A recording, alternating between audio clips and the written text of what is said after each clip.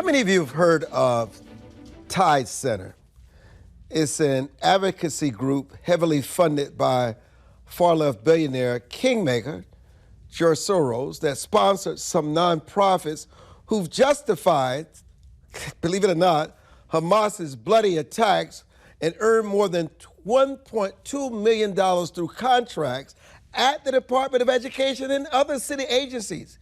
And let's go up to New York. Big Apple taxpayers have shelled out nearly $9 million since 2010, including $3.3 million over the past 2 years to 4 nonprofits that help spearhead anti-Israel protests where demonstrators openly cheered Hamas terrorist attacks on the Jewish state.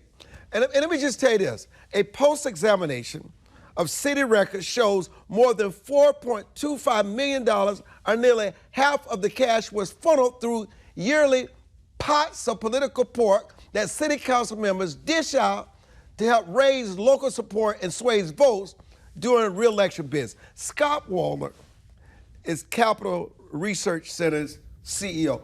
Talk about the Tide Center and what these far-left organizations are doing in funding Hamas and these other terrorist organizations around the world. Well, Armstrong, all of us are horrified to see the kinds of ugliness and Jew hatred and the rest on college campuses and even in high schools and, of course, in big cities, all the way to the White House. And it is appalling, but it is not surprising to me because I study the left. The left has hated Israel, and they've not been too fond of Jews in general for decades. And Soros, in fact, as you mentioned, he is one of the biggest funders of anti-Semitism on the planet, outside of a few. But he's also Jewish. Oil kingdoms. Well, he was born Jewish. He identifies as atheist now. And of course, sadly, as I said, the left has been funding this kind of thing for a very long time, and you're now seeing the fruits of that. And it is, I grant you, it's ironic because Soros is by no means the only left-wing funder who has a Jewish background. It's very puzzling. I think some of them now are starting to sober up when they see just how ugly these fruits that they've produced are. But you mentioned the Tide Center. Well, there's Tides is actually an empire of at least a half a dozen different organizations, Tides Foundation, Tides Center, and others. And the way that they work is, one critical thing that they provide is camouflage for the funding or hiding the funding. So you write a check to the Tides Foundation or the Tides Center, and that may be, if you do it from your foundation, that is going to be on the public record. But then once it goes into the Tides nexus, nobody knows where the money comes out. So we don't know when one foundation gives $1 million to Tides, where it ends up elsewhere. Now, what we do know is that Tides, on the other hand, does make lots of grants to multiple different groups that are viciously anti-Israel and pro-Hamas. Can you elaborate on the role of private donors in shaping the discourse around the Israeli-Hamas conflict on college campuses?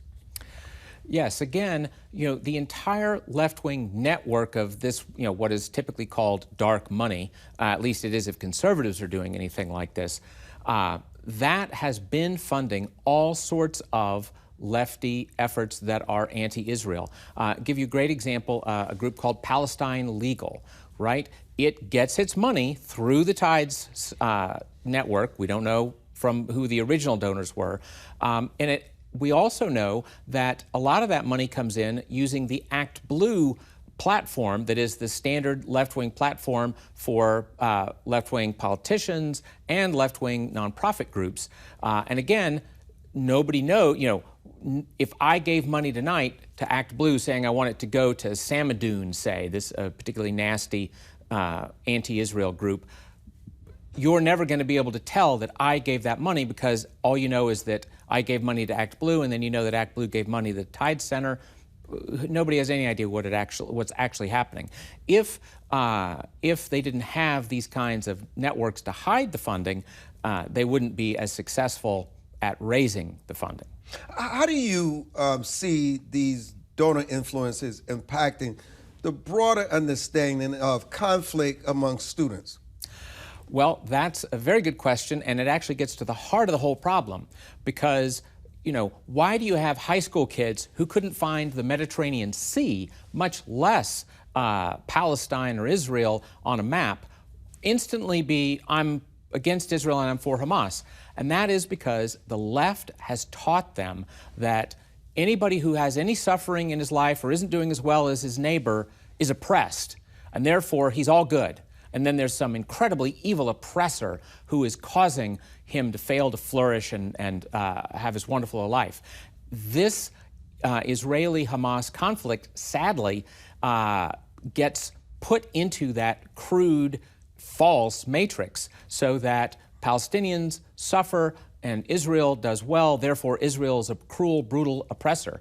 That's why you have high school kids and college kids who know virtually nothing about history, geography, or anything else immediately jumping on the side of hideous terrorists. I mean, it shows you what the left does to people's brains. It's easy to pinpoint someone like George Soros and ties, but what we don't often talk about is that there are a lot of Arab money that infiltrates these institutions and other organizations in this country.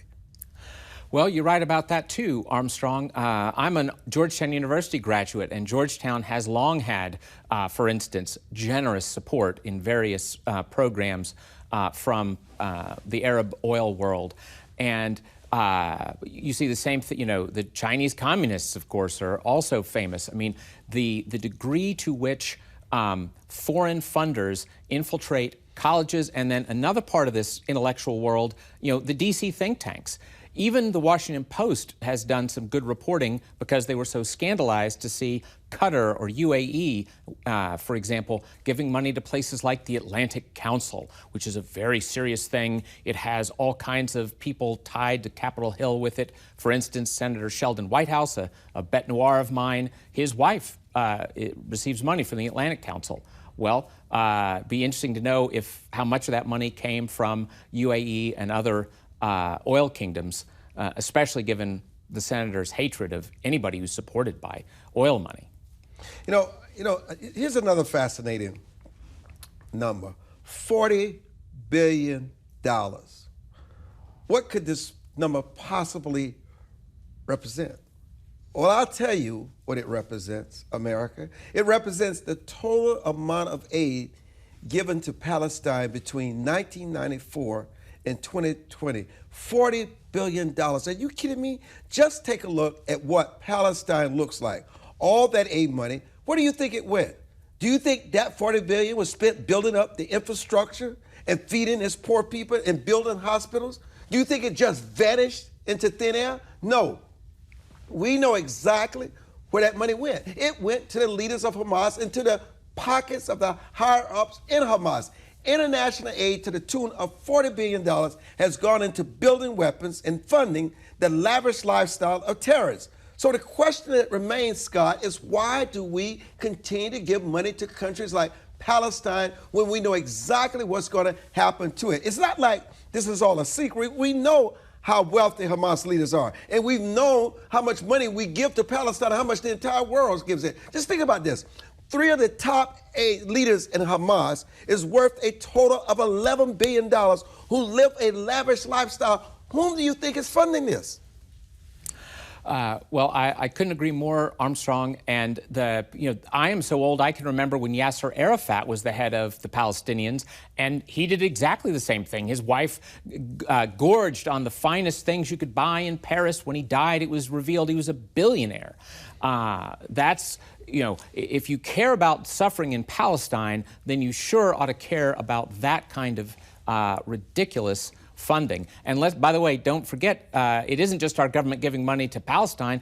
In the last few years, our government has given billions upon billions to Iran and released them out of all kinds of sanction difficulties. And that money went to terrorists in Palestine too. It's really shameful. And the average American taxpayer ought to be outraged. Does Israel have clean hands? Well, I wouldn't presume to tell the folks who actually have to live in the extremely dangerous part of the world that how they should live. But what I will say is, in Israel, they are a functioning democracy. So there are lots of Israelis who don't agree with the current leadership of Israel, and the current leadership may change. Unfortunately, you don't see that kind of democratic give and take and debate and criticism and changing of leadership among the Palestinians, which is a big part of their problem. Why isn't it talked about enough that there are a lot of liberal Jews out of New York that really support this pro-Palestinian movement, these protests? They're out there marching along with them. Well, I think there's some signs that people who previously had been much more critical of Israel among American Jews and Jewish donors, I think you're starting to see at least the beginnings of change in that. There are some major Jewish donors to universities, for instance, who have begun working to put pressure on those universities not to be coddling people who celebrate barbaric terrorism.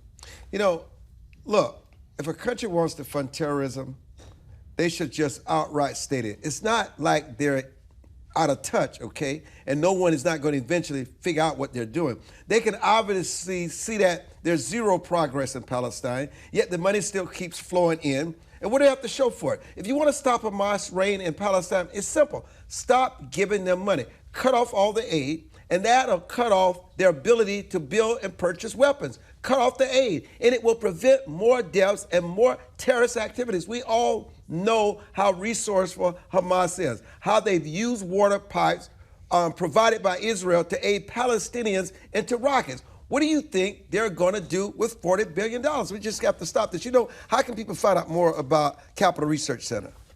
Well, you can go to capitalresearch.org is our main site, but what I would especially urge is go to influencewatch.org and just put in some of these groups that you see connected to the protests. Heather Johnston is CEO and founder of U.S.-Israel Education Association. She will join us when we return on Your Voice, Your Future. Thank you for joining us, Scott, and for your research.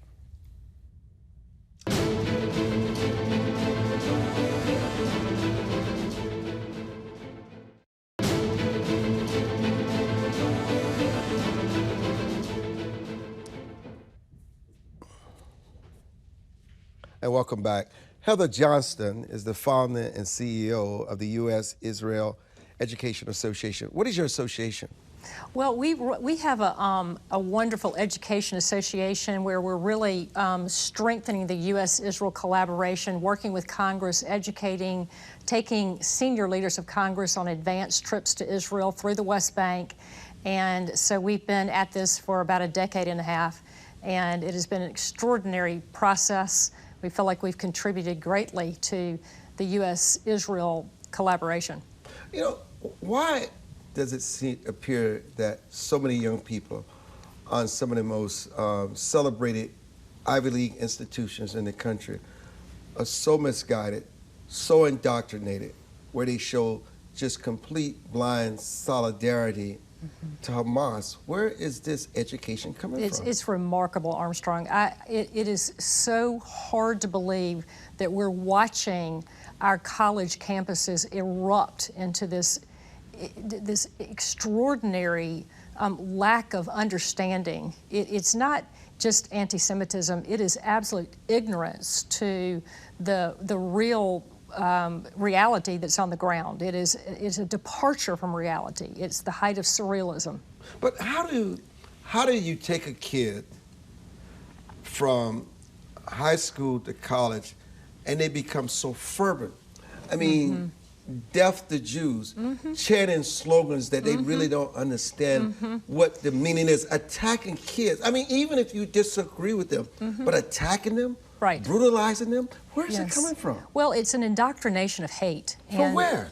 And I think that there are plenty of people out there in the Arab world that hate. Are they in our institutions? They're in our institutions. Are the professors indoctrinating them? Yes, they are. Let's talk about that. I think there are, and I think there are organizations on the campuses that are indoctrinating and presenting really a false narrative that the Jews have oppressed the Palestinians, oppressed the Arab world, and that they are these colonialists that have taken over huge swaths of the Middle East, and they have this little teeny area this the size of New Jersey.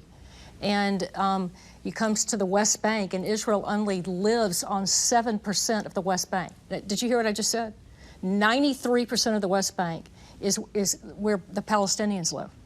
7% the Jews have. So in this area called Area C, it's remarkable. It's a false narrative. And the hate is coming from, I believe, organizations that really foment that oppression and that the Jews should be hated. And you know what? I'll give you that. But there's something deeper going on here. Mm-hmm. It's one thing for the New York Times, which is owned by Jews, if I can be so candid.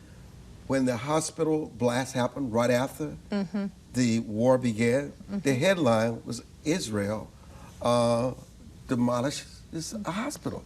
And then the narratives, what they allow, what is printed, and their narratives, it's not just these students. You can say it's one thing for these students to be indoctrinated by professors, but it seems as if the mainstream media are enablers of this, and they only print one side for so long that these kids begin to believe, well, what my professors teach us, we have to believe it, because this is what the mainstream media. Why? I believe it's and been these are intelligent people. Yeah, it is. It's intelligent people who are misguided and have really not understood the narrative, though. Because if you go to Israel and you understand the narrative, you really do look at history, it's just not what's being presented. And what is being presented makes you angry at the Jews. And so there's this fomenting, and it's being carried on generation to generation. And it's unfortunate.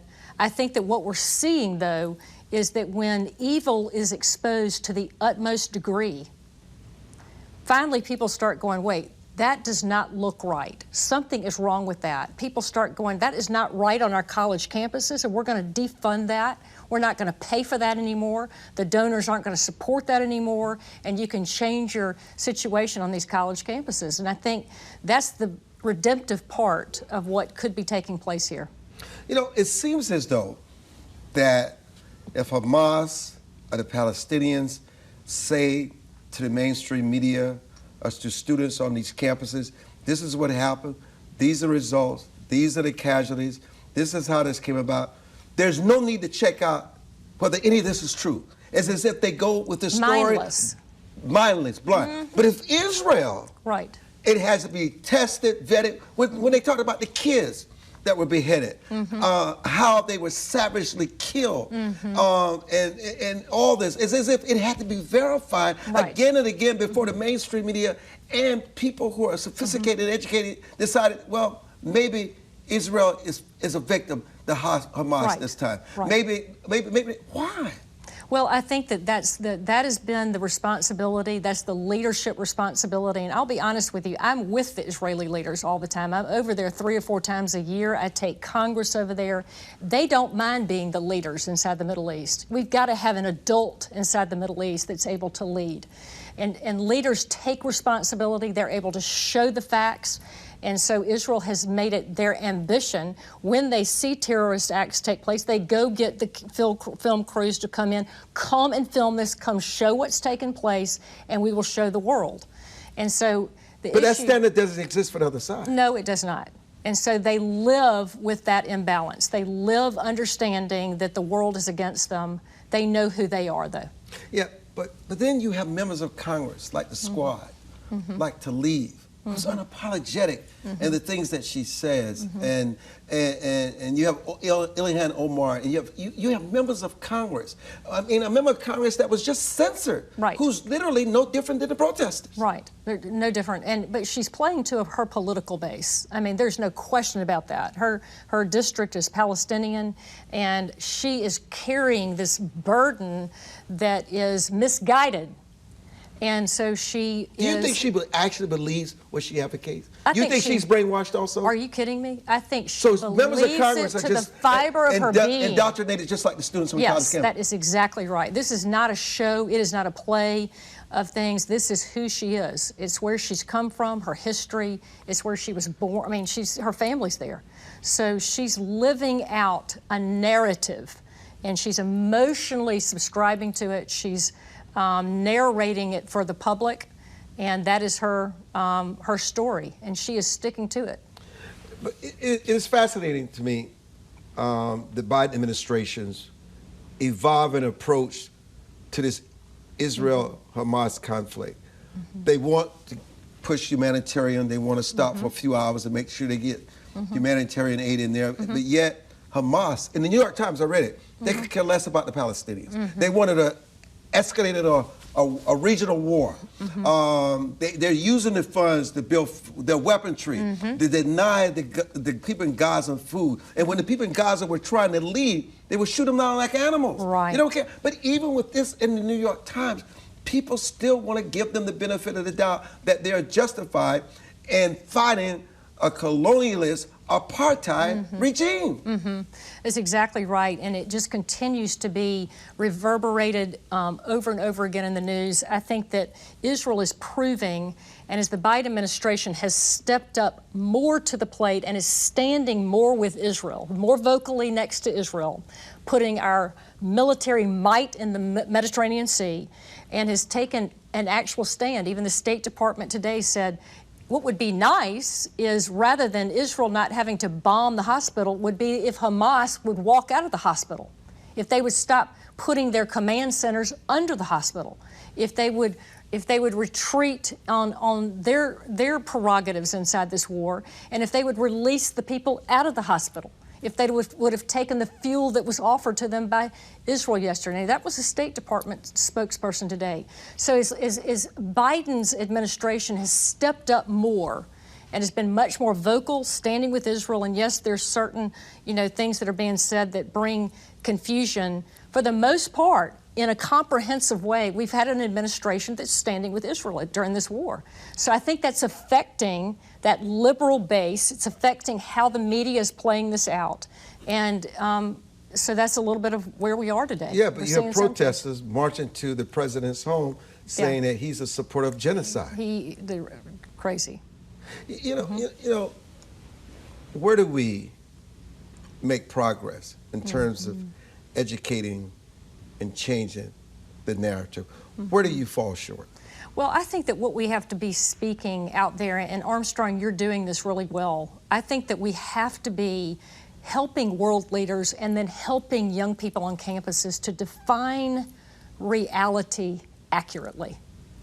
You know, when Winston Churchill and the rise of the Nazi regime, his counterpart, Prime Minister Chamberlain, did shuttle diplomacy. He tried to appease the Nazi regime. He was trying to make things work in his day in the midst of this evil, horrific situation in Europe. But it took a Winston Churchill who defined reality accurately.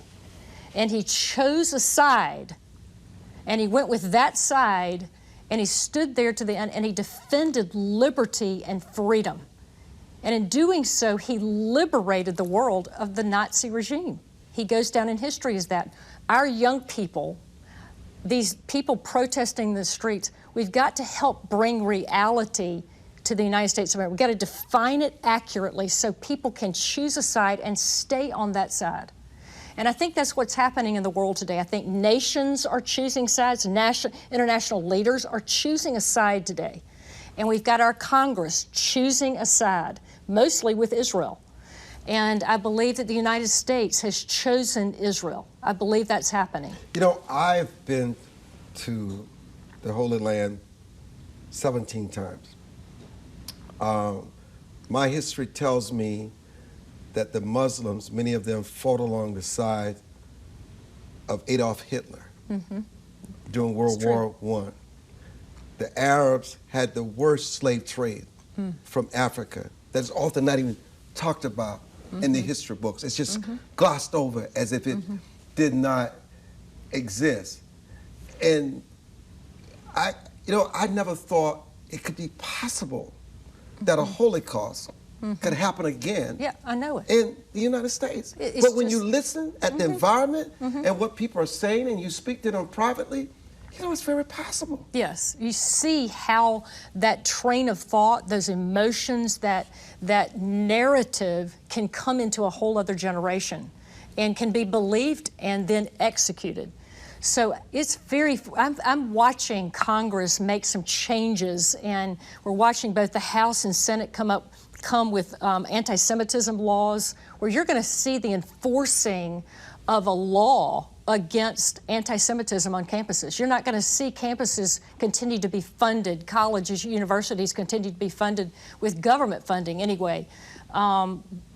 If you're going to facilitate or support or allow anti-Semitism on your campus, this is happening. You would assume that people who have been disenfranchised, I remember how many Jews, they made the sacrifice along with Black Americans during the civil rights movement. And, it is sad to think that they believe that Hamas is a minority, that somehow or another they're disenfranchised, that they're exploited, they're oppressed, and they're taken advantage of. And, the fact is, even for people who stand up for gender and homosexuality, if they were to go to Palestine and Hamas, and if women, how they would be treated, do they really understand who they protest for, how they really feel about them?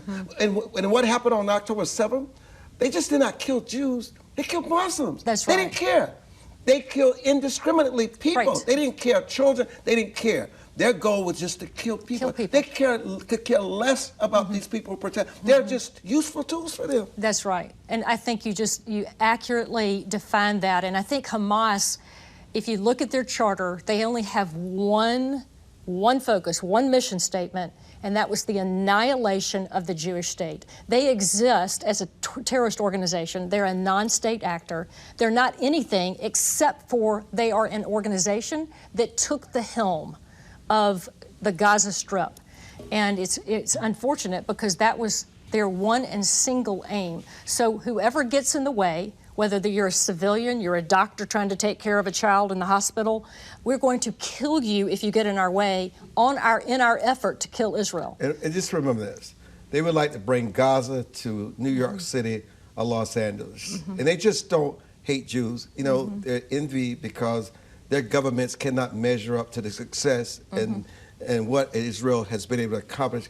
Israel measures up against them and show their failed leadership and their failed governments. But they just don't hate Jews. They hate Christians also. They may come for you tomorrow, but it's us next week. And we must stand in solidarity, and we make no apologies about that. I believe what is moral, not what is immoral.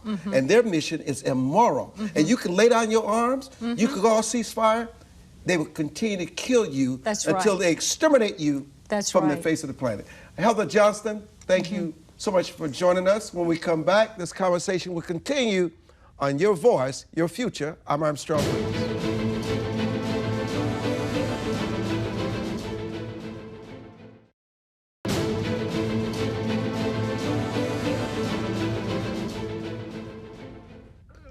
This is just breaking. D.C. Mayor Muriel Bowser has declared a public emergency in the District of Columbia and says her office will utilize new tools to combat two critical issues plaguing your nation's capital: the ongoing opioid crisis and the rise in youth violence. She says the public emergency declaration will allow your nation's capital to respond more efficiently and urgently to these two problems by authorizing expedited procurement, the disbursement of funds, and the activation, implementation, and coordination of mutual aid agreements between the district and federal, state, or local jurisdictions as appropriate. Leonard Snipes, Jr., crime media relations expert, and Sal Greco, 14-year NYPD veteran. When you hear the mayor of the District of Columbia make this declaration, especially after Joe Biden's granddaughter was impacted by this, Secret Service had to shoot at them because they were trying to hijack the car. What does this tell you, Greco? Armstrong, this actually sounds a lot like what's going on in New York City, to be honest. It looks like a plague that's, plagued the entire nation. I had one interaction there in D.C. back on January 5th and 6th there, where she had everybody that was inside. So we were in the hotel at the Willard, and then we had to leave because out of nowhere, she granted some kind of executive order that stated that everyone had to leave any hotel or any lobby of a hotel due to some COVID restrictions she just implemented that morning. So, I mean, she seems like she's in the mold of like the mayor of Chicago and the mayor of New York and Los Angeles, and they all have these crazy left-wing policies that they clearly don't work. And on what I'm hearing right now, it just is, I can't even grasp my brain. Well, Greco, what is it that she and other mayors need to do in these major hubs? I don't know if they have a council or who they speak to around them. I would first start with maybe they should speak to officers that are on the ground, because they seem to gloss over that, and they should have a meeting with them. Also, city council, where they talk to the public, the community, have their input on things, because you can't just implement rules and laws and executive orders and then the people are revolting against you, saying, what is this? What are you doing? I mean, you have crack being sold out there, out in the open, and fentanyl, and you arrest somebody, and then they come right out not even 5 minutes later, and they're right back on the street doing the same thing again. Now you have this influx of undocumenteds that are, going to every city and causing chaos because there's nowhere to put them. I mean, it's one epidemic after the other. And I don't think these mayors, no one's talking to each other, federal government or the mayors of all these different cities, because, Joe Biden is shipping illegal immigrants all over the place and could care less of any input from the city. So, I mean, this seems to be an epidemic that's just growing in every city, mostly blue cities, so kind of like Washington, D.C., and there's no end to it. But really, I believe the community should have an input. They should have a meeting or a town hall set up where community input matters, because that's your constituents. No. What they need to do, they need to change these laws from Baltimore to D.C. across these cities, where they allow these juveniles to wreak havoc on these communities without any consequences. This is what they need to do. Leonard, I was listening to Greco, and you have members of Congress. You just saw where former Senator McNally was accosted when she was out running in Arizona. You have members of congressional staff members that have been hijacked with a gun pointed to their head. Just this weekend, I decided to go out to, which Greco mentioned, I decided to go out to the White House to cover to see how the grounds were since the protest. And there was this woman sitting on Lafayette statue in broad daylight with her pipe smoking crack, which is illegal. I turned to the Park Police. They said, no. This cannot happen here. You have got to put a stop to this. And lo and behold, the U.S. Park Police removed her but did not arrest her. You know what he had to say? What he said? If he had arrested her, she would have been back out on the street 24 hours later. Their hands are tied. They have no ability to keep these people locked up, and it's no different than these youth. So based on your expertise and what we're talking about here today, what needs to change? 90% Armstrong of the conversation over the last 3 or 4 decades about crime and justice has been leniency towards offenders, has been stop the heavy hand of fate, stop incarcerating so many people, stop arresting so many people. So now what we have are record decreases in arrests. We have record decreases in incarceration. Hell, there are groups out there who are telling us that parole and probation is too harsh. That fines, people can't pay those fines. We should not be fining people. For the love of heavens, when are we going to start waking up and understanding that unless we hold offenders accountable for their crimes, we're never going to be able to come to grips with the utter and complete record fear of crime throughout the country. But in terms of D.C., the district itself, I mean, most people enter and live in the District of Columbia in fear.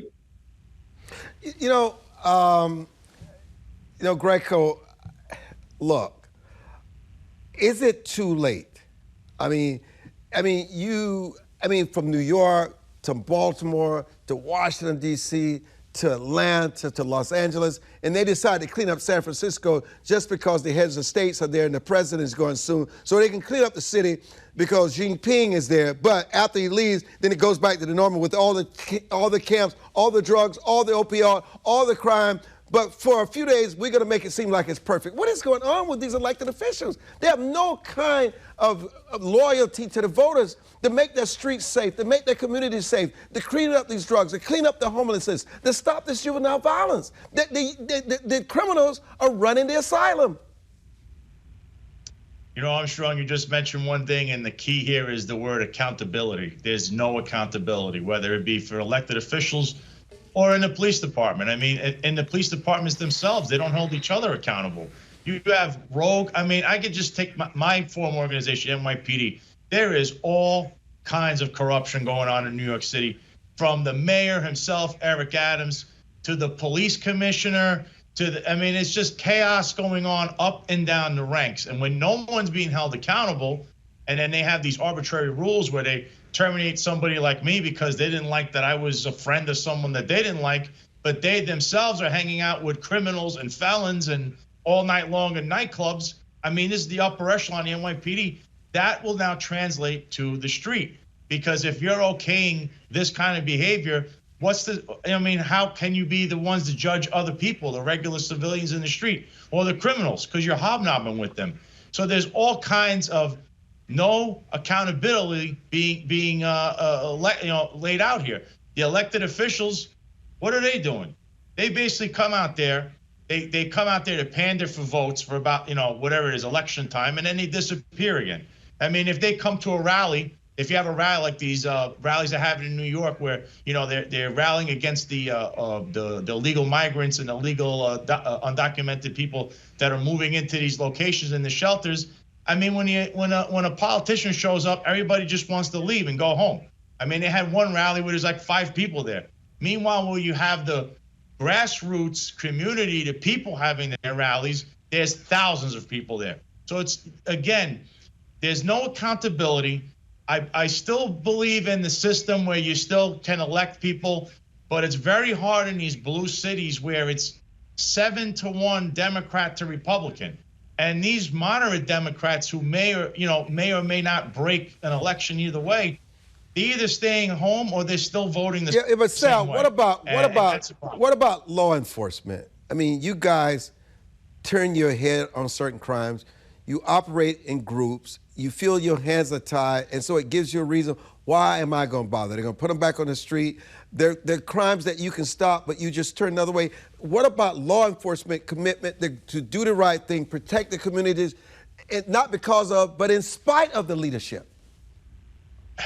Yeah, that's a good point. I mean, as a lot of times when I was working, I thought exactly the same thing that you're saying, but your problem is going to be you're going to have a little pushback in that these district attorneys seem to be weaponized against law enforcement, meaning if you don't go along with their projections and their way of doing business in the street, they're going to go against you. You also in New York City, I don't know if it's like that down there in D.C., but we have what's called a civilian complaint review board. So any civilian can make any complaint, whether it's true or false. Then you're going down to this little meeting where you meet with a lawyer from the civil rights group, we'll say, and ACLU, and they have all these people there. You have your accuser and whether you're found exonerated, guilty, they still try to take vacation days from you. They still want to penalize you. So as long as you have this kind of stuff in your face, like in New York City, for a cop, it's very demoralizing. It's very hard for a cop to say, I'm going to be proactive and I want to save the streets. But what are the repercussions? Am I going to lose my job, my pension? Are they going to try to jail me? Am I going to get a criminal case? I mean, this is all the things that happen, and it's the system. They weaponize the system against you. It's very hard to break this, especially with these weaponized district attorneys. Sal Greco, Leonard Snipes will return on Your Voice, Your Future. I'm Armstrong Williams.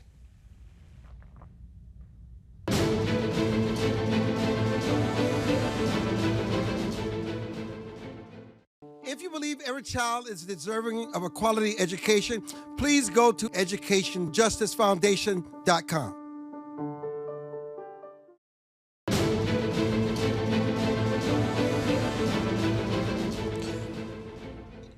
Leonard, I'm curious, what role do you think media plays in shaping policy responses to crime and law enforcement practices?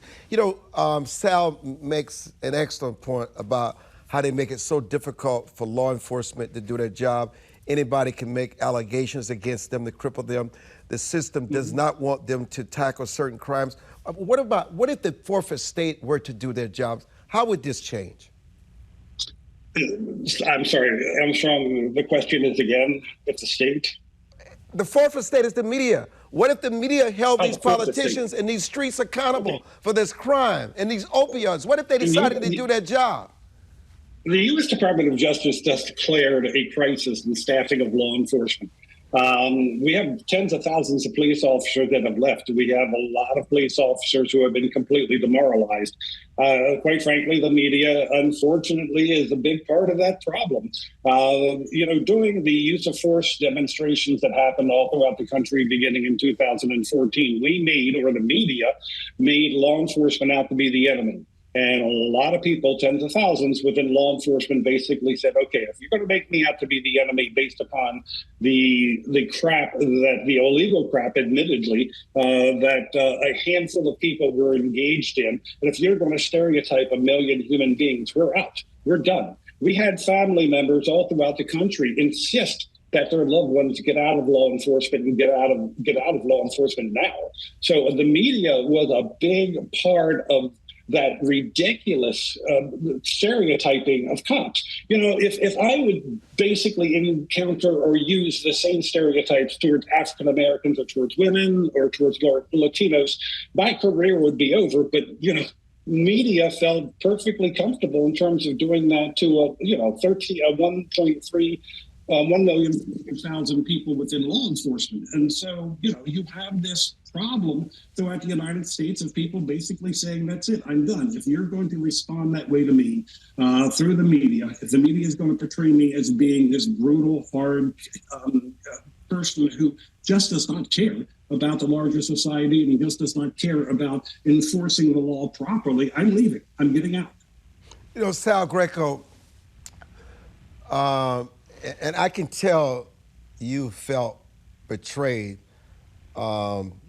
in terms of, and I'm sure we'll never know all the details of why you were let go. You're someone that wanted to serve. But from your extensive experience as a member of the NYPD 1, 2, 3, 4, 5, 5, 4. and law enforcement, what are the most significant challenges you face in dealing with crime, and how do they compare with public perceptions? And what do you know that absolutely work that these legislators, these city councils, and these mayors refuse to enforce?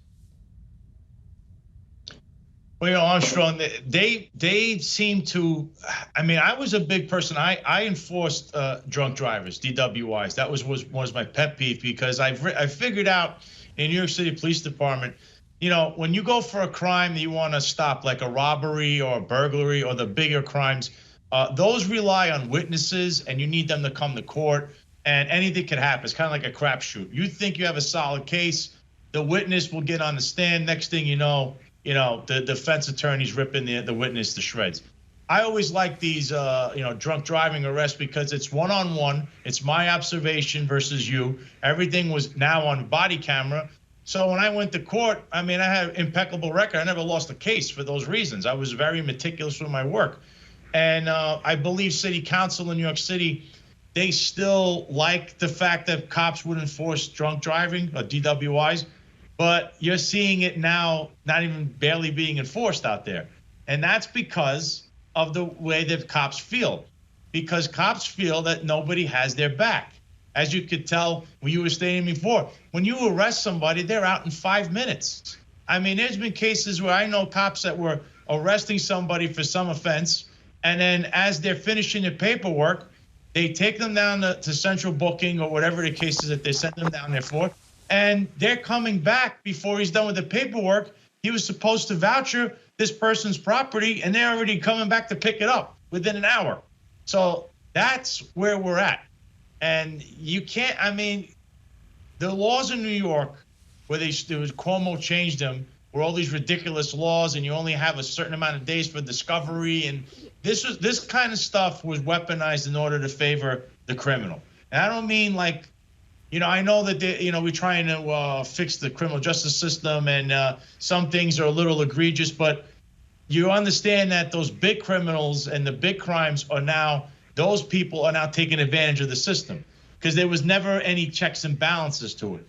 So I agree that you have to change it, yes, but to a certain degree, because now it's complete chaos, because if you give a criminal an inch, they're going to take a mile. And that's what you're seeing in all these jurisdictions, because they're all passing the same rules and laws that, well, it's going to go easy on the criminal, but you can't go easy on certain criminals. And the judges should have their input, and they took that away from New York City and those judges. So that's why you're seeing guys like literally out in 1 hour, and that's ridiculous, Armstrong. I think a lot of people would agree with that. I saw the footage where they call him the Good Samaritan, fired the gun in the air to stop someone who was being assaulted. But my goodness, you cannot bear arms in New York. I mean, yep. you just can't. And while I am thrilled that he was there to prevent further harm to this person, I mean, I don't see this guy as some hero. I mean, he had a firearm, and if he had a firearm there, where else could he have had a firearm? And then also, you said something though, that the pendulum has swung all the way to the left, where it's just overcompensating the criminals for the egregious acts of maybe a few bad apples, law enforcement. But obviously, law enforcement, as well as legislatures and elected officials, can see the handwriting on the wall that their cities are being destroyed. It would seem to me that they would be the first line responders to change this. Why? Is it money? Is it lucrative? What is driving this? I think what's driving it, Armstrong, is the fact that not Leonard. No, not Leonard's audio. I can't deal with the audio. You, Sal, please answer that. I believe that it's definitely driven by money. There's a lot of money in politics. There's dark money, and I think that's what's driving this agenda. Because it seems like you says that legislatively, nobody does anything unless it affects them. And we could have one clear example where Nancy Pelosi's husband was attacked by some maniac, and look at the way that was being handled. You have an incident with, I believe, Michelle Obama and Barack Obama, where somebody drowned in the swimming pool. Drowned, yeah, absolutely. That's another incident that all of a sudden you saw this. See how different. So it's arbitrary. And either he was there, he wasn't there, or he was there. Look. Yeah. Yes, I know. That's a very good point. Let me try Leonard. I don't think Leonard's audio is there, but Leonard, go ahead, respond. Not quite sure how to respond. The point is that we have lost our cities. The citizens are afraid. Their investment is not going into cities.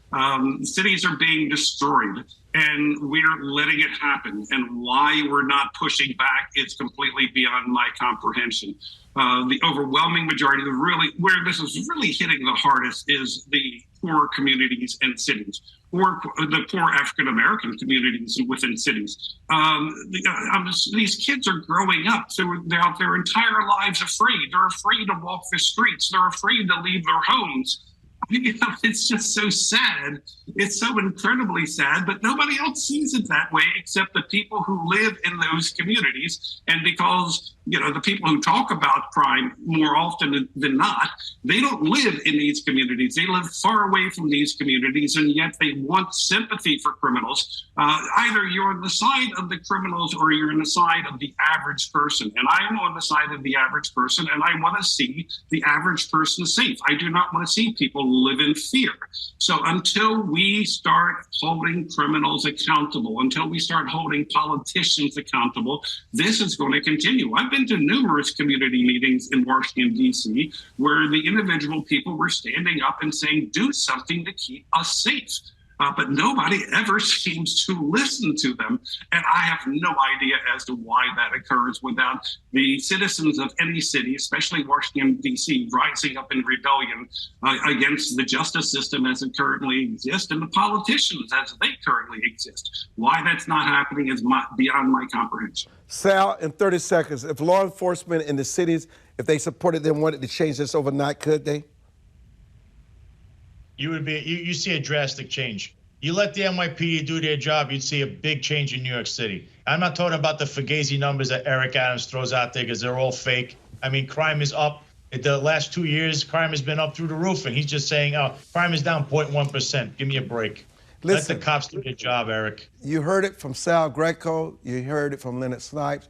If they wanted to change this trajectory of crime, this car theft, the hijackings, the homicide, and the youth out of control, they could change it in a snap. What does it tell you?